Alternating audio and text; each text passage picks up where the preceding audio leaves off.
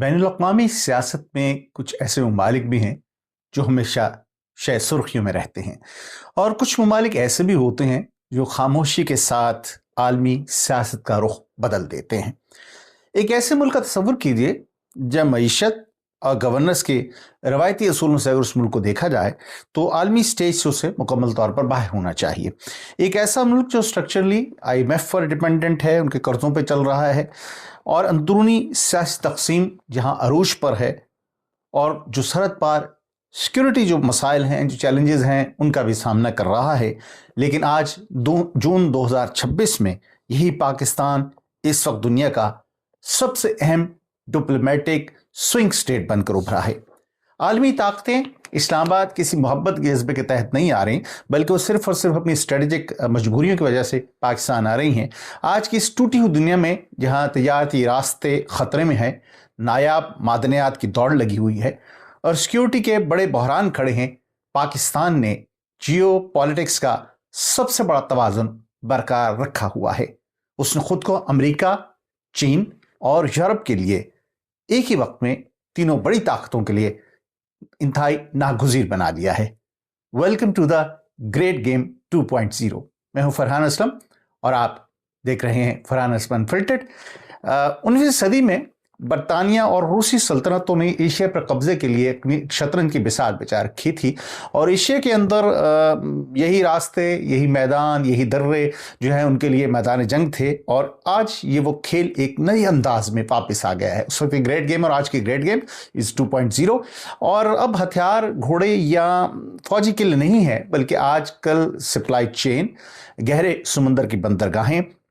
اور نایاب معدنیات اور پس پردہ ڈپلومیٹک جو ثالثی ہے، اس کے ذریعے یہ کھیل کھیلا جا رہا ہے۔ آج کے اس پروگرام میں ہم روایتی خبروں سے ہٹ کر اس سچی کہانی کا باریک بینی سے جائزہ لیں گے اور پوسٹ مارٹم کریں گے کہ پاکستان جو کہ معاشی طور پر انتہائی کمزور ہے، کس طرح سے عالمی حکمت عملی کا محور بن گیا ہے، اور اس محور بننے کے ساتھ ساتھ کون سا ایسا بڑا خطرہ ہے جو پاکستان کو درپیش ہے۔ سب سے پہلے تو چین کے حساب سے اگر سوچا جائے، چین کو دیکھا جائے تو پاکستان چین کی ایک لائف لائن ہے، جہاں پر چین نے 62 ارب ڈالر یعنی کہ 62 بلین ڈالر کی تقریباً سی پیک میں انویسٹمنٹ کی ہوئی ہے۔ اور اگر آپ دیکھیں، ہمیشہ یہ بات ہوتی ہے کہ پاکستان اور چین کے تعلقات جو ہیں وہ ہمالیہ سے اونچے ہیں، سمندروں سے گہرے ہیں، اور آئرن بردر ہیں، فولادی دوستی ہے دونوں میں۔ لیکن اگر ہم اس شاعری سے ہٹ کر اگر ان تمام معاملات کو دیکھیں تو یہ صرف اور صرف اسٹریٹجک حکمت عملی ہے، یا دونوں کی ضرورت ہے کہ وہ ایک دوسرے کے ساتھ رہیں۔ چین کے لیے پاکستان ایک صرف دوستی نہیں ہے، بلکہ ایک جیو اسٹریٹجک لائف لائن بھی ہے۔ یہ بات اب میں کیوں کہہ رہا ہوں؟ کیونکہ چین کو اس وقت آپ کو معلوم ہے کہ اس کا 80% انحصار چین کی توانائی کے شعبے کا بیرونی جو توانائی کے ذرائع حاصل کرتا ہے ان پر ہے، اور تقریباً 80% حصہ یہ جنوب سے امپورٹ ہوتا ہے، اور اس کو ملاکا ڈائلیما کا نام دیا گیا ہے کہ مشرقی ایشیا میں آبنائے ملائکہ کا جو تنگ سمندری راستہ ہے، یہ وہاں سے تمام چیزیں 80% جو اس کی انرجی کی ڈیپینڈنسی ہے وہ سب چیزیں وہاں سے گزرتی ہیں۔ اور اگر مستقبل میں مغرب کے ساتھ کوئی بھی تنازع چین کا ہوتا ہے، کوئی سفارت تعطل آتا ہے، یا جیسے اب اس وقت جو ایران کے ساتھ اپنے ہرمز میں ہو رہا ہے، بالکل وہی صورتحال یہ اس ملاکا ڈائلیما کا اس کو سامنا کرنا پڑے گا، اور امریکی بحریہ اس چوک پوائنٹ کو چند گھنٹوں میں بند کر سکتی ہے، ایک جو تنگ راستہ ہے۔ جس سے دنیا کی دوسری بڑی معیشت کی انرجی کی جو سپلائی لائن ہے وہ عملاً مفلوج ہو جائے گی۔ اب پاکستان چین کو اس خطرے کا ایک مکمل حل فراہم کرتا ہے، یعنی کہ پاک چین اقتصادی راہداری کے ذریعے بیجنگ نے پاکستان کے انفراسٹرکچر میں 62 ارب ڈالر جو ہیں وہ انویسٹ کیے ہیں، اور اس میں ہائی ویز ہیں، پائپ لائنز ہیں، ریلوے لنکس ہیں، اور ان کا بہت بڑا نیٹ ورک چین کے جو زمین بند حصہ ہے سنکیانگ کا، مغربی سنکیانگ کا، اس کو بحیرہ عرب سے اور گوادر پورٹ کے ذریعے گہرے پانی سے جوڑتا ہے، اور گوادر پورٹ بھی ظاہر ہے کہ اس وقت چائنا کے کنٹرول میں ہے۔ مئی 2026 میں بیجنگ اور اسلام آباد نے اس سی پیک اس کو مزید اپ گریڈ کرنے کا فیصلہ کیا ہے۔ وزیر اعظم پاکستان شہباز شریف سے تشریف لے گئے تھے وہاں پہ، اور ایک نیا وسیع اتفاق رائے فائنل کیا گیا تھا، اور اب اس فریم ورک کو کہا جا رہا ہے کہ مزید سڑکوں سے آگے نکل کر ڈیجیٹل انوینشنز، علاقائی رابطوں کے مرکز اور تھرڈ پارٹی انویسٹمنٹ کے ساتھ اب جوڑا جا رہا ہے، اور اب زمینی راستہ سمندری سفر کے کو جو پاکستان کے ذریعے ان کو میسر ہے، ہفتوں کا سفر دنوں میں تبدیل ہو جائے گا، اور جنوبی مشرقی ایشیا کے خطرناک جو پانی ہے اس سے چین کا انحصار مستقل طور پر ختم ہو سکتا ہے۔ مینس کہ اگر وہ یہ روٹ استعمال کر رہے ہیں گوادر والا، تو وہاں سے ان کو روٹ استعمال کرنے کی مشکل حالات میں قطعاً ضرورت نہیں ہے، نارملی تو آبویسلی چین اس کو استعمال کر سکتا ہے، لیکن اس اسٹریٹجک پارٹنرشپ کے ساتھ شدید دباؤ بھی ہے پاکستان پر، اور دو ممالک کے درمیان جو تجارت کا توازن ہے وہ مکمل طور پر بیجنگ کے حق میں ہے، یعنی کہ چائنا سے پاکستان زیادہ چیزیں منگواتا ہے، اور اس کے بدلے جو چیزیں واپس چائنا کو دی جاتی ہیں وہ بہت تھوڑی ہیں۔ پاکستان زیادہ تر تانبا اور کپاس بیچتا ہے چائنا کو، جبکہ چین جو ہے تیار شدہ مہنگی مصنوعات جو ہیں وہ پاکستان کو پرووائڈ کرتا ہے۔ اس طرح سے آپ نے ریسنٹلی گزشتہ ہفتے بھی میں نے اپنے پروگرام میں یہ بات کہی تھی جو میں نے بلوچستان کے اوپر کیا، میں نے کوشش کی کہ 26 سال کا احاطہ کروں بلوچستان کے، اگر وہ پروگرام آپ نے نہیں دیکھا ہے تو ضرور دیکھیے گا، میری ٹائم لائن پر موجود ہے، اور اس میں میں نے ذکر کیا تھا کہ کس طرح سے ایک سوچی سمجھی اسکیم کے تحت چین کے جو مفادات ہیں ان کو بلوچستان میں قزن پہنچایا جا رہی ہے، نقصان پہنچایا جا رہا ہے، چینی ورکرز پہ حملہ کیا جا رہا ہے، اور اس کا مقصد صرف اور صرف یہ ہے کہ پاکستان کو دباؤ میں لایا جائے، کیونکہ ظاہر جب چینی وہاں پر جو کام کر رہے ہیں ان پہ حملہ ہوگا تو چینی حکومت پاکستان پر دباؤ ڈالے گی کہ ان کو سیکیورٹی پرووائڈ کی جائے۔ سو ایک طرح سے جو یہ پراکسی وار کا سلسلہ شروع ہوا ہے پاکستان کے بعض ہمسایہ ممالک کی جانب سے پاکستان کے خلاف، یہ اس کا ایک سمجھ لیجئے کہ مورا ہے جو وہ استعمال کرتے ہیں پاکستان پر دباؤ ڈالنے کے لیے، اور علیحدگی پسند اور یا دہشت گرد گروپ جو وہاں پر کام کر رہے ہیں بلوچستان کے اندر، وہ چینی انجینئرز کو نشانہ بناتے ہیں۔ اب کیونکہ یہ راستہ چین کے لیے بہت امپورٹنٹ ہے، لہٰذا چین ابھی تک جو انویسٹمنٹ ہے انہوں نے مکمل طور پر نہ تو یہ کبھی کہا ہے کہ پاکستان سے ختم کر دیں گے، ضرور اختلافات بیچ میں اس خبریں آتی ہیں سم ٹائم، لیکن ابھی تک چین کی انویسٹمنٹ بالسود جاری ہے، بلکہ گزشتہ 10-15 برسوں میں اس میں چین نے اضافہ ہی کیا ہے، اس میں کمی نہیں کی ہے۔ دوسری جانب اگر امریکہ دیکھیں تو امریکہ کیوں پاکستان کو اب دوبارہ اتنا زیادہ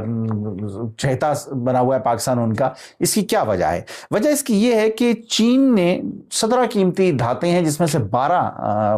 جو ہیں ان پر چین نے پابندی لگا دی ہے کہ وہ امریکہ کو نہیں بیچی جا سکتی۔ بہت تقریباً تمام ہی جو منرلز ہیں، پریشس منرلز ہیں، ریئر ارتھ ایلیمنٹس ہیں، وہ چائنا سے نکلتے ہیں جو دنیا کے دوسرے ملکوں کو دیے جاتے ہیں۔ سو اس میں سے 12 پر اس نے پابندی لگائی ہے۔ ظاہر ہے کہ چین کو خود بھی ضرورت ہے، ایک بہت تیزی سے ڈیولپ ہونے والا ملک ہے چین، اور اب اس کے مقابلے میں جب پاکستانی فوج کے سربراہ گئے تھے وائٹ ہاؤس تو ایک تصویر آپ نے دیکھی ہوگی کہ ایک ڈبے کے اندر انہوں نے کوئی معدنیات رکھی ہوئی جو وہ دکھا رہے ہیں۔ سو پاکستان نے ان کو اپنے ایک متبادل کے طور پر اپنے آپ کو پریزنٹ کیا کہ اگر چین کی جانب سے یہ ریئر ارتھ ایلیمنٹس یا منرلز آپ کو نہیں ملتی ہیں تو پاکستان آپ کو پرووائڈ کر سکتا ہے، جس پر $500 ملین کا ایک معاہدہ جو ہے وہ امریکہ کے ساتھ پاکستان نے کیا تھا، اور پہلی کھیپ اس کی پاکستان نے جو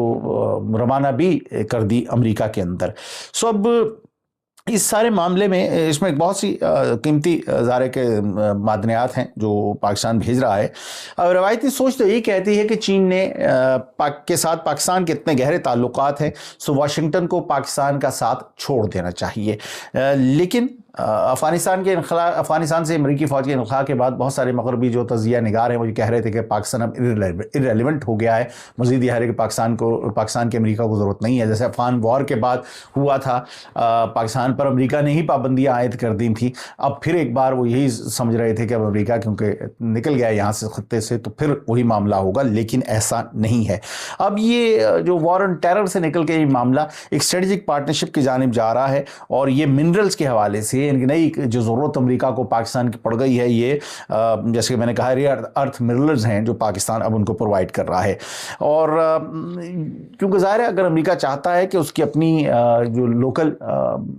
وہاں پر جو بھی انڈسٹری لگی ہوئی ہے، خواہ وہ الیکٹرک کارز ہیں یا دیگر چپس بنانے کے معاملات ہیں، اس میں یہ منرلز جو ہیں بہت اہم کردار ادا کرتے ہیں. اور چین اگر نہیں دے گا اور پاکستان اگر مناسب قیمت پر انہوں نے دینے کو تیار ہے تو پھر ظاہر ہے کہ پاکستان امریکہ کے لیے ایک بار پھر بہت اہم ملک بن جاتا ہے. اس کے علاوہ اس بات کو بھی آپ نظر انداز نہیں کر سکتے کہ جغرافیکلی پاکستان کی پوزیشن بہت امپورٹنٹ ہے. چاہے افغانستان میں طالبان حکومت کا معاملہ ہو، سرحد پر دہشت گردی پر نظر رکھنی ہو، یا پھر فضائی حدود کی مانیٹرنگ کرنی ہے، خواہ مڈل ایسٹ کی ہے یا ساؤتھ ایسٹ ایشیا کی ہم بات کریں، تو پاکستان اس کے لیے بڑا اہم ہے. ماضی میں پاکستان کے فوجی اڈے استعمال کیے گئے تھے جب 9/11 کے بعد یہ تمام معاملات ہوئے. اس کے بغیر امریکہ کے لیے ممکن نہیں تھا کہ اس نے ایفیکٹولی وہ افغانستان کے اندر کارروائی کرتا. سو پاکستان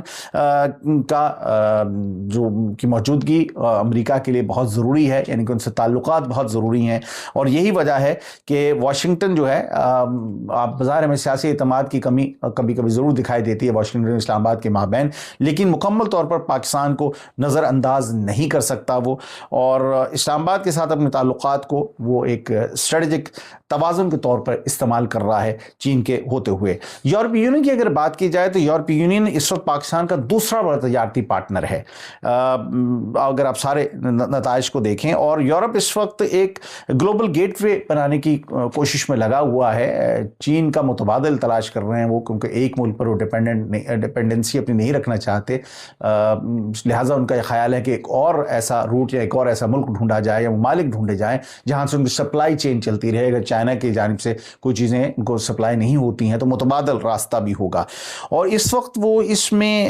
گلوبل گیٹ وے جو کہ چین کی بیلٹ اینڈ روڈ انیشیٹو کا یورپی جواب ہے، اس میں پاکستان کو ایک تجارتی علاقائی استحکام کے لیے ایک بڑے مرکزی ہب کی شکل میں یورپی یونین اسے دیکھ رہی ہے. اس وقت جیسے کہ میں نے عرض کیا ہے کہ پاکستان کا سیکنڈ بڑا ٹریڈ پارٹنر ہے یورپی یونین. 12.2 ارب یوروز کی ٹریڈ جو ہے وہ ہوتی ہے. اور GSP+ کی جو اسکیم ہے اس کا سب سے بڑا فائدہ پاکستان کو ہو رہا ہے. اور پاکستان کی 85% سے زائد ایکسپورٹس خصوصاً ٹیکسٹائل اور گارمنٹس جو ہیں بغیر کسی ڈیوٹی، بغیر کسی کوٹے کی ریسٹرکشنز کے وہ یورپی یونین پہنچ جاتی ہیں. اور یہ رعایت یقیناً پاکستان کے لیے ایک آکسیجن کی حیثیت لگتی ہے. پاکستان پہلی ظاہر معاشی طور پر بہت اسٹرگل کر رہا ہے. سو یورپی مارکیٹ میں اگر اسے اتنی اچھی ظاہر کے شرائط کے اوپر جانے کا موقع ملتا ہے بغیر کسی کسٹم ڈیوٹی کے، اس سے اچھی بات اور کیا ہوگی. گزشتہ چند روز پہلے ہی EU کے فارن پالیسی چیف جو ہیں کارجا کالس، انہوں نے پاکستان کا دورہ کیا اور ان اسٹریٹجک ڈائلاگ میں شرکت کی پاکستان اور یورپی یونین کے جو اسٹریٹجک ڈائلاگ ہیں. اور انہوں نے کہا ہے کہ اب ہم اپنے آپسی تعلقات کو، یعنی کہ یورپی یونین اور پاکستان کے تعلقات کو ایک نئے اور طویل مدتی اسٹریٹجک رخ پر لے جا رہے ہیں. اور ان کا یہ کہنا تھا کہ مستحکم پاکستان کا مطلب محفوظ راستے، مائیگریشن اور ٹریفکنگ کا، ہیومن ٹریفکنگ کا خاتمہ ہے. اور مڈل ایسٹ کے قریب جو سیکورٹی کا توازن ہے اس کے لیے یورپی یونین سمجھتے ہیں کہ پاکستان بہت ضروری ہے. اب یہ تینوں جو بڑی طاقتیں ہیں، یورپی یونین، چین اور امریکہ، ان کے لیے پاکستان کیوں اہم ہے، میں نے اس پہ تھوڑی سی آپ کے روشنی ڈالنے کی کوشش کی. جو اس وقت سب سے اہم پہلو ہمیں دکھائی دے رہا ہے یہ مڈل ایسٹ کا کرائسس ہے، وہ جنگ ہے جو کہ امریکہ، ایران اور اسرائیل کے مابین چل رہی ہے. اور جب یہ کشیدگی اپنے عروج پر پہنچی تو کوئی ایسا ہمیں ظاہر ہے کہ ان امریکہ اور ایران میں براہ راست کوئی سفارتی تعلقات نہیں ہیں، کوئی ایسا ہمیں میکنزم دکھائی نہیں دے رہا تھا کہ جو اس جنگ کے کو روکنے کے لیے تینوں ممالک کو آپس میں بٹھا کر بات کر پائے. سو پاکستان نے فوری طور پر اس خلا کو پر کیا، کیونکہ پاکستان کی 900 کلومیٹر طویل سرحد ہے ایران کے ساتھ، اور ظاہر ہے کہ امریکہ کے ساتھ بھی پاکستان کے تعلقات ہیں. اور اسلام آباد نے اس تمام موقع کے اوپر مکمل طور پر غیر جانبدار رہتے ہوئے اس تمام مسئلے کو حل کرنے کے لیے اپنا کردار پیش کرنے کی دعوت کی، جسے دونوں قوتوں کی جانب سے، یعنی کہ ایران اور امریکہ کی جانب سے ویلکم کیا گیا. اور پھر اب آپ یہ دیکھ ہی سکتے ہیں کہ واشنگٹن تہران کا جو یہ کانفیڈنس تھا پاکستان کے اوپر، ظاہر ہے کہ اس سے پاکستان جو سفارتی میدان کے اوپر قد ہے اس میں مزید اضافہ ہو گیا. اور جو پاکستان کو آئسولیٹ کرنے کی ایک انڈین پالیسی تھی وہ مکمل طور پر ہمیں اس عمل کے بعد ناکام ہوتی ہوئی دکھائی دی. اور پاکستان خفیہ ملاقات کا مرکز بن گیا. اسلام آباد میں آپ کو پتہ ہے کہ دونوں جانب سے، امریکہ کی جانب سے بھی، ایران کی جانب سے وفود آتے رہے. اب کہا جا رہا ہے کہ اب یہ جو معاملہ ہے حتمی شکل میں داخل ہو گیا ہے اور اب اس اس پہ جو دستخط ہوں گے امریکہ اور ایران کے مابین جو بھی کوئی معاہدہ ہوتا ہے تو یہ دستخط بھی اسلام آباد میں ہوں گے، توقع یہی کی جا رہی ہے۔ اور اسلام آباد کے اس کردار کو ظاہر کہ ایران نے بھی بارہا سراہا ہے، امریکہ کی جانب سے بارہا سراہا گیا، یورپی یونین کی جو میں نے ابھی آپ کو بتایا کہ مہمان ہمارے ملک میں تشریف لائیں، انہوں نے بھی پاکستان کے کردار کی بہت تعریف کی ہے۔ ایک بہت بڑے بحران میں پاکستان نے جس قسم کا کلیدی کردار ادا کیا ہے، دنیا کو بڑی تباہی سے بچایا ہے، یہ یقیناً قابل تعریف ہے۔ ایک یہ بہت بڑی کامیابی ہے جی اور پاکستان کے لیے، لیکن سب سے بڑا پرابلم اس وقت کیا ہے؟ پاکستان بین الاقوامی کامیابی جو ہے اس کی بنیاد اندرونی طور پر بہت ہی کمزور پاکستان پر کھڑی ہے۔ پاکستان کے اندر جو حکومت ہے ظاہر ہے کہ وہ کٹ پتلی حکومت ہے، وہ خود اپنے منہ سے کہتے ہیں کہ جناب ہم 47 پہ آئے ہوئے ہیں، ہم ہائبرڈ نظام ہے، سو یہ عوام کا اصل چہرہ نہیں ہے۔ جب عوام کسی کو الیکٹ کر کے نہیں بھیجتے ہیں، اصل میں کسی بھی جمہوری حکومت کی اصل طاقت عوام ہے وہاں کے۔ اگر عوام کے ووٹوں سے حکومت نہیں آئی ہے تو کوئی اخلاقی جواز ان کے پاس نہیں بچتا ہے۔ فوج فارم 47 پر ان کو مبینہ طور پر لے آئی ہے تو وہ شاید فوج کے مفادات کے لیے تو ضرور کام کریں لیکن عوامی مفادات کے لیے وہ کام نہیں کریں گے۔ اس سے پاکستان کی جو معاشی اس وقت صورتحال ہے وہ انتہائی ابتر ہو گئی ہے، اور خصوصاً جبکہ جو بھی یہ 2-3 پارٹیاں اس وقت موجود ہیں، ان پر اتنے کرپشن کے الزام ہیں کہ ہزاروں ارب روپے کرپشن کے الزامات ان کے اوپر ہیں۔ IMF کی رپورٹ دیکھیے تو 5300 ارب روپیہ انہوں نے یہ کہا تھا، اگر مجھے صحیح فگر یاد ہے، کہ وہ ایک سال میں اس کرپشن کی نظر ہو جاتا ہے۔ جو ملک جس میں اس طرح سینکڑوں ہزاروں ارب روپے کرپشن کی نظر ہو جائیں، اور وہاں پر وہ اشخاص سیاسی شخصیات ظاہر ہے کہ نہ تو عوام انہیں پسند کریں گے، نہ ہی پاکستان کسی ترقی کی جانب لے جا سکتی ہیں۔ اور اس وقت صورتحال یہ ہے کہ کوئی بھی پاکستان کا ادارہ بظاہر ہمیں پرفارم کرتا دکھائی نہیں دے رہا ہے۔ پاکستان اندرونی طور پر انتہائی کمزوری کا شکار ہے، لہٰذا بیرونی میدان میں جتنا مرضی ہم فتح حاصل کر لیں، جب تک اندرونی طور پر پاکستان طاقتور نہیں ہوتا ہے، پاکستان اپنی اس بین الاقوامی حیثیت کو برقرار نہیں رکھ پائے گا، یا اس کے لیے اسے برقرار رکھنا بہت مشکل ہوگا۔ یہ تھا میرا آج کا پروگرام گریٹ گیم 2.0۔ اگر ابھی ویلاگ آپ کو پسند آیا ہو برائے مہربانی تو اسے پہلے تو میرے چینل سبسکرائب کیجیے گا، اور اس ویلاگ کو اپنے اقربا دوستوں کے ساتھ ضرور شیئر کیجیے گا۔ میں بتانے میں رہتا ہوں، تقریباً 30 برس ہو گئے اب صحافت کے شعبے سے وابستہ ہوں، ہزاروں ٹیلی ویژن پروگرامز، ریڈیو پروگرامز میں نے کی اپنی زندگی کے اندر، سینکڑوں امپورٹنٹ ایونٹس کو کور کیا ہے پوری دنیا میں، اور تھوڑی بہت جو میرا تجربہ ہے، میری نظر ہے، اس کی روشنی میں یہ ویلاگز آپ کی خدمت میں پیش کرتا ہوں۔ پسند آئے ہوں تو بیل کا آئیکن بھی ضرور دبائیے گا تاکہ میرے آئندہ پروگرام بھی آپ تک پہنچتے رہیں۔ مجھے اجازت دیجیے، بہت جلد ایک نئے پروگرام کے ساتھ آپ کی خدمت میں حاضر ہوں گا۔ اپنا بہت خیال رکھیے گا۔ فی امان اللہ۔